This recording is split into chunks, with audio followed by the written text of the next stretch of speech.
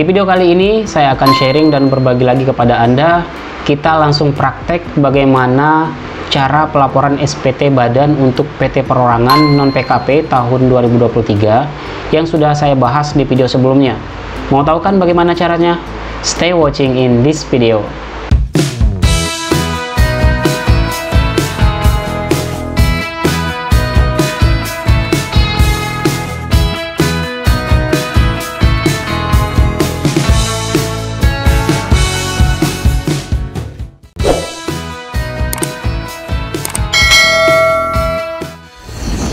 Baik teman-teman semua, di sini saya akan coba untuk mempresentasikan bagaimana cara pengisian e-form menggunakan file Excel yang dapat Anda download di Google ataupun di DJP Online. Nah, seperti yang sudah saya sampaikan tadi di video awal, bahwa di sini kita harus yang pertama kita siapkan adalah daftar peredaran usaha. Nah, misalkan di sini PT Perorangan ini bernama PT Suka Makmur Jaya dan NPWP-nya sekian, lokasinya ada di Mataram. Nah, di sini dia memiliki peredaran bruto selama 1 tahun sebesar 1,5 M ya, 1,589. Dan di sini ada rinciannya per bulan. Nah, di sini Anda harus membuat rincian yang sudah saya sampaikan di video di depan tadi ya. Anda harus membuat rincian per bulannya, berapa omsetnya. Nah, kemudian untuk tarif pajaknya ini langsung dikali 0,5%. Omset langsung dikali 0,5% ya. Nah, di sini seharusnya dia harus membayar pajak sebesar 7.947 sekian ke negara, dan ini harusnya dibayar lunas di tahun 2023 atau di bulan Januari 2023 sampai dengan bulan Desember 2023. Nah, tadi saya singgung atau saya sampaikan di video di depan, apabila wajib pajak ini melakukan pembayaran di tahun 2024 untuk pajak yang terutang di tahun 2023, maka nanti akan diterbitkan sanksi bunga ya, karena telat membayar. Nah, ini untuk daftar peredaran usahanya. Nah, untuk peredaran usaha ini nanti Anda harus print, kemudian Anda tanda tangani di sini, kemudian Anda harus cap stempel perusahaan. Oke, selanjutnya kita beralih ke laporan penyusutan. Nah, di laporan penyusutan ini Anda harus merinci apa saja inventaris kantor yang Anda miliki ya. Nah, misalkan saja di sini ada peralatan kantor, misalkan berupa printer. Maka silahkan Anda catat bulannya, bulan apa, kemudian tahunnya, kemudian untuk nilai perolehannya, nilai pada saat Anda membelinya berapa nilainya. Nah, Anda masukkan di sini. Kemudian di sini nanti akan muncul ya berapa penyusutan fiskal tahun ini. Nah, di sini juga saya perlu sampaikan untuk aset kantor itu kan memiliki kelompok-kelompok ya. Ya, kelompok-kelompok ini ada kelompok 1, kelompok 2, 3 dan 4. Dan untuk kelompok 1 itu masa ekonomisnya bisa digunakan sampai 4 tahun, dan untuk kelompok 2 itu 8 tahun dan seterusnya. Jadi Anda harus menggunakan penghitungan beban penyusutan ini menggunakan aturan perpajakan. Anda dapat menggunakan garis lurus atau menggunakan saldo menurun. Jadi Anda tidak bisa menggunakan prinsip akuntansi dalam hal ini.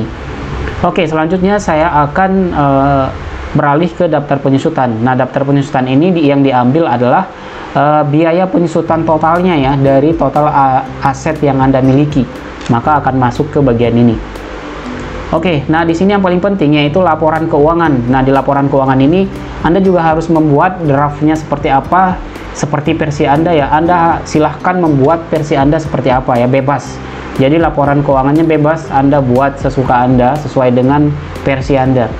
Nah, misalkan di sini ada judulnya laporan keuangan per 31 Desember tahun 2023. Nama wajib pajak, NPWP, dan alamatnya di Kota Mataram. Kemudian kita lihat laporan laba rugi. Kalau kita melihat penghasilan atau penjualan setahunnya sebesar 1,5, kemudian dia memiliki persediaan awal barang sebesar 140 juta. Dan di tahun 2023 dia melakukan pembelian barang sebesar 1,1 M. Kemudian di sini tersedialah barang tersedia untuk dijual. Kemudian di sini dia memiliki persediaan akhir sebesar 155 juta. Nah, untuk persediaan akhir ini adalah persediaan akhir di tahun 2023 ya, teman-teman. Jadi di sini ketemulah harga pokok penjualannya berapa. Nah, harga pokok penjualannya jumlah barang tersedia dikurangi dengan persediaan akhir, ketemu harga pokok penjualan.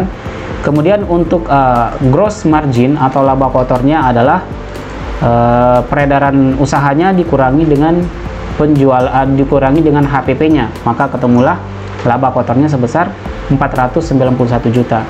Nah, kemudian di sini juga dia memiliki biaya-biaya ya. Biaya-biayanya yang pertama ada biaya gaji. Nah, biaya gaji ini harusnya juga disinkronkan dengan pelaporan SPT PPh pasal 21 supaya nanti tidak menimbulkan pertanyaan dari HR ya, tidak menimbulkan atau mengeluarkan surat SP2DK oleh HR. Jadi Anda harus sinkronkan antara biaya gaji yang Anda biayakan di laba rugi dengan total biaya gaji yang Anda laporkan di SPT PPh pasal 21. Kemudian di sini ada biaya listrik, kemudian biaya air, kemudian biaya telepon dan wifi. Kemudian di sini juga ada biaya perlengkapan dan ATK, ada biaya transportasi, biaya sewa gedung. Nah, untuk sewa gedung ini nanti akan terutang PPh final 10% ya. Jadi misalkan Anda punya usaha, lalu Anda menyewa gedung untuk usaha tersebut, maka Anda harus membayar sendiri PPh final tersebut sebesar 10%.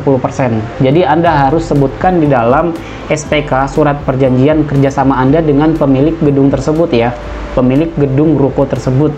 Selanjutnya kita ke biaya pergantian atau servis. Misalkan Anda memiliki kendaraan yang dimiliki oleh perusahaan tersebut ya, yang dibebankan, yang sudah dimasukkan dalam daftar aset perusahaan, maka Anda juga bisa membiayakan biaya yang dikeluarkan untuk melakukan maintenance atau pemeliharaan dari kendaraan tersebut.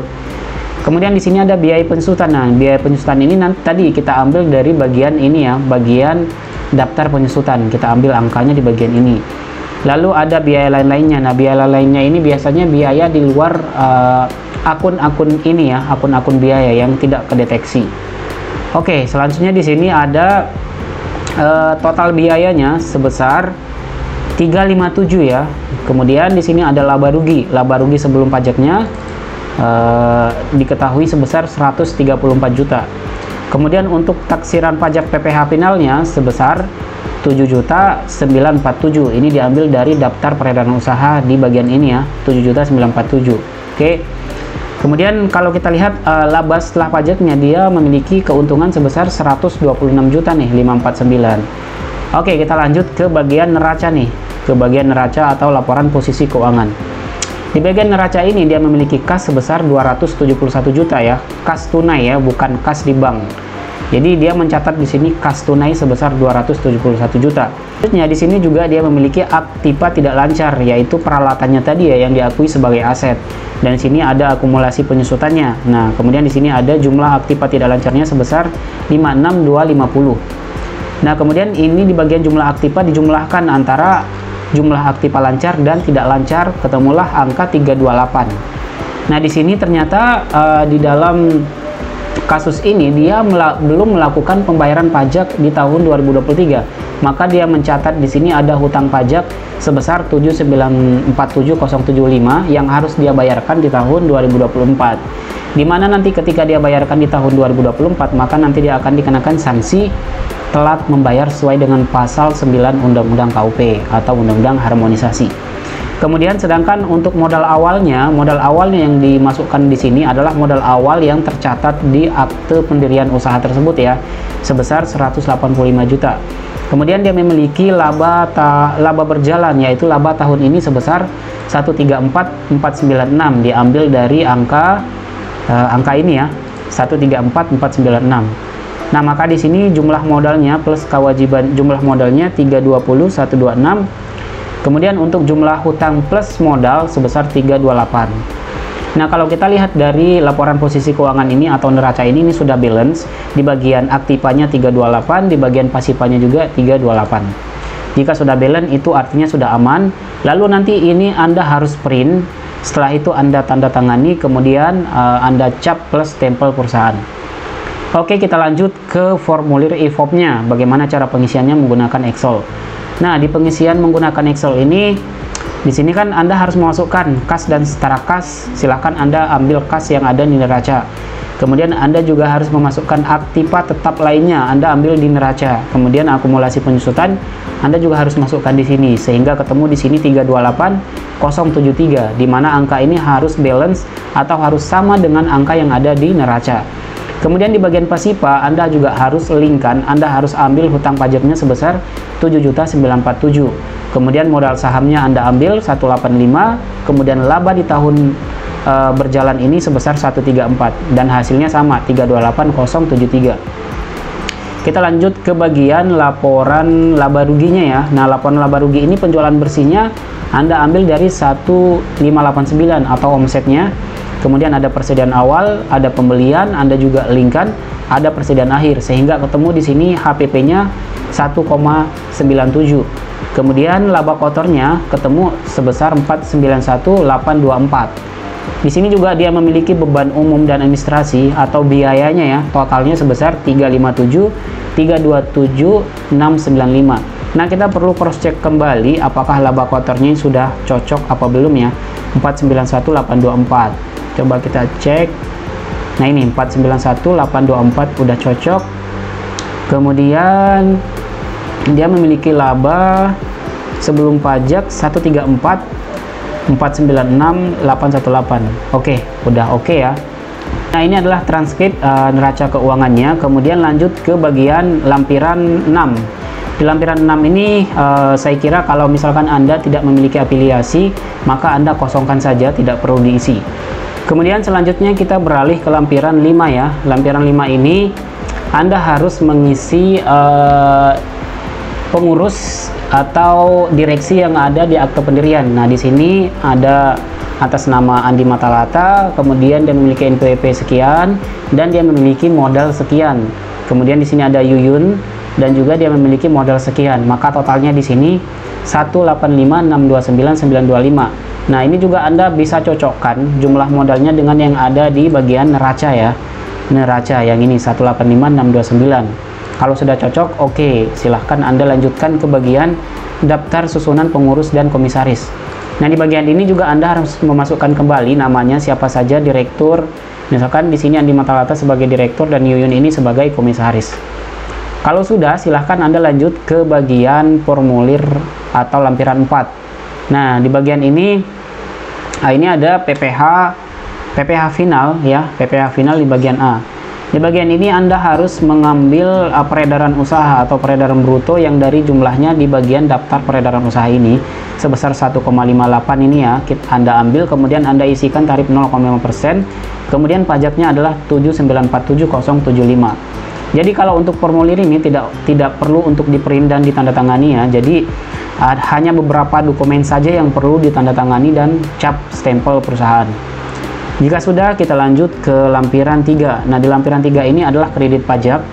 Di sini tidak ada, kalau tidak ada Anda bisa kosongkan saja, tidak perlu diisi. Kemudian kita lanjut ke lampiran 2.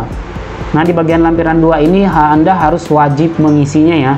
Nah, misalkan pembelian, Anda tinggal ambil saja jumlah pembelian yang ada di laba rugi berapa.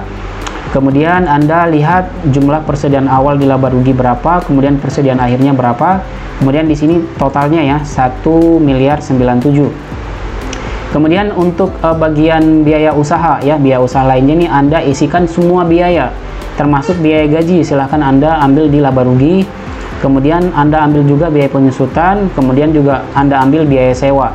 Nah, sedangkan untuk biaya lainnya ini adalah selain dari biaya sewa, biaya penyusutan, dan biaya gaji Anda jumlahkan. Oke, totalnya sebesar 357. Ini juga Anda harus cek kembali apakah angkanya ini sama dengan total biaya yang ada di laba rugi ya, 357. Coba kita lihat. Di laba rugi 357. Nah, ini 357 327. Oke, sudah oke ya. Nah, di sini dia akan menghitung secara otomatis ya di file e-form yang Anda download di Google. Oke, selanjutnya kita beralih kepada lampiran Romawi 1 ya. Di sini Anda harus memasukkan peredaran usaha. Peredaran usaha ini silahkan ambil di bagian omset ya. Bagian omset, kemudian HPP-nya, harga pokok penjualan juga dapat Anda ambil di laba rugi. Kemudian untuk total biaya juga Anda dapat ambil di laba rugi. Kemudian di sini ketemu laba sebelum pajaknya sebesar 134 juta. Angka ini harusnya sama dengan yang ada di laba rugi ya, yang ada di laporan keuangan. Nah, kemudian silakan Anda pindahkan ke bagian jumlah. Kemudian juga Anda silahkan pindahkan ke bagian jumlah penghasilan neto komersil. Nah, kemudian Anda silahkan masukkan ke bagian penghasilan yang dikenakan PPh final dan yang tidak termasuk objek pajak. Nah, kenapa sih Anda harus isi di bagian ini? Supaya tidak menjumlah ke bagian induk depan. Kalau dia menjumlah ke bagian induk depan, maka nanti akan dikenakan tarif umum ya. Padahal di sini Anda masih menggunakan tarif 0,5% yang bersifat final. Jadi Anda harus isi di bagian ini. Oke, kita lanjut ke bagian lampiran induk halaman 1. Nah, di lampiran induk halaman 1 ini silahkan Anda checklist tidak diaudit, maka di sini akan terisi secara kosong, otomatis akan terisi ya. Karena Anda sudah mengisi atau mengakui sebagai penghasilan Anda dipotong bersifat final ya. Jadi di sini tidak akan ada angka sama sekali masuk. Kemudian kita lanjut ke lampiran halaman 2. Oke, 1721 induk 2. Maka di sini akan ngelink untuk PPh final yang telah Anda setorkan atau yang harus Anda lunasi sebesar 7947075. Nah, kemudian silahkan Anda, biasanya kalau di e-form sudah otomatis yang menceklis ininya. Oke. Silakan Anda siapkan nanti daftar penyusutan Anda print, kemudian transkrip kutipan elemen laporan keuangan Anda print, dan laporan keuangan juga Anda print, kemudian ditandatangani, kemudian dicap stempel perusahaan. Oh ya, satu lagi, ini juga Anda harus print rincian jumlah penghasilan bruto PPh final, Anda harus print dan tanda tangani. Nah, kemudian silahkan Anda isi tanggal di sini ya, misalkan tanggal 23/04/2024 nih ya, Anda isi aja nih kapan Anda ingin laporkan SPT ini. Kemudian di sini Anda isi namanya, kemudian NPWP-nya. Mungkin itu saja yang dapat saya sampaikan pada video kali ini. Bagi Anda yang memiliki masalah perpajakan atau Anda ingin konsultasi plus pendampingan pelaporan SPT Badan Perusahaan tahun pajak 2023, baik PT perorangan yang sudah PKP atau non PKP, CP yang PKP atau non PKP, atau PT non perorangan yang PKP atau non PKP, dapat Anda konsultasi plus pendampingan pelaporan SPT Badan tahunan di nomor WA 0878 01844680. Jangan lupa, apabila Anda suka dengan video ini, dukung terus channel ini dengan cara like, komen, dan subscribe channel YouTube Andi Matalata Channel. Satu-satunya channel YouTube yang membahas seputar perpajakan sangat complicated. Jadi Anda harus subscribe channel ini untuk mendapatkan informasi-informasi yang terupdate terkait dengan perpajakan. Kurang dan lebihnya saya mohon maaf. Wassalamualaikum warahmatullahi wabarakatuh. Bye-bye.